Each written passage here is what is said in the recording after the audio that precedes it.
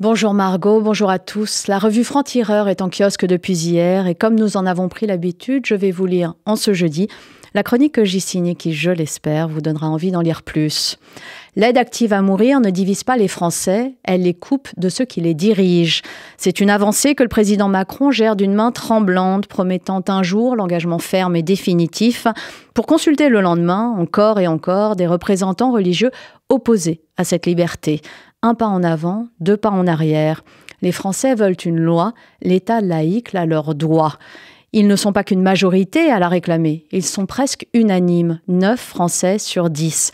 Dans ce contexte, l'arrivée au gouvernement à quelques semaines de la présentation du projet de loi sur la fin de vie inquiète. On pense à Rachida Dati et Aurore Bergé, mais surtout à Catherine Vautrin, désormais en charge du dossier puisqu'à la tête du trop grand ministère du Travail, de la Santé et de Solidarité.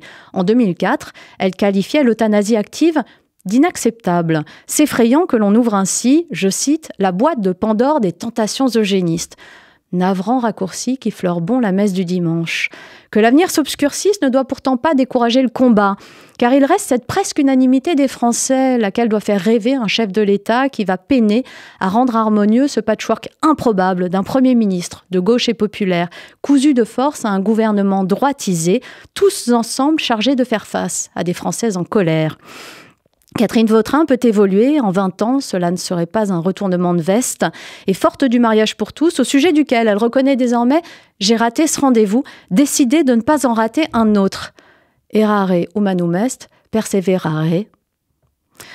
Margot et nos auditeurs, vous pourrez lire ce billet dans la revue Franc-Tireur en kiosque depuis hier. Vous y lirez ce billet, mais aussi le franc-parler de Caroline Fourest, bien sûr. Ça s'appelle « Remanier est-il renié ?» Et il y est question de remaniement, bien sûr. Les changements de crèmerie politique sont-ils forcément des traîtrises? Et le ralliement, un gouvernement d'une famille différente de la sienne, est-il la preuve d'un cynique opportunisme ou celle d'une capacité à voir l'intérêt du pays avant le sien? Caroline Fourest liste les hypothèses qui ne se valent pas toutes.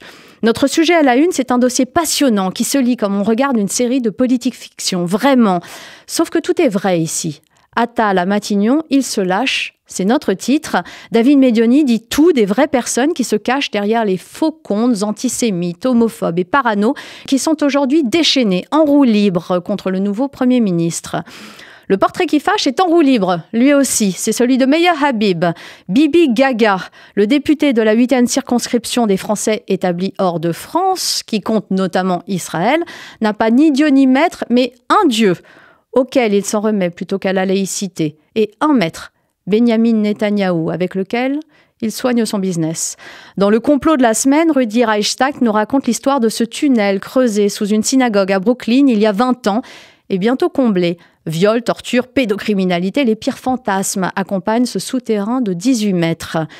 Face à l'histoire, Jean Garrigue nous raconte pourquoi la une de Libération, celle que nous avons tous vue et tous commentée, Macron Premier ministre, n'était pas une première, en quelque sorte.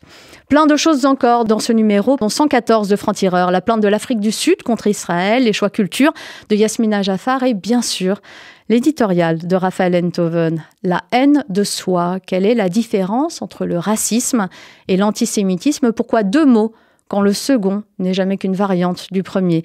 Jan Kelevitch parle du malaise du semblable vis-à-vis du presque semblable. Et Raphaël Enthoven nous explique pourquoi c'est là, sans doute, la clé de cette haine si particulière.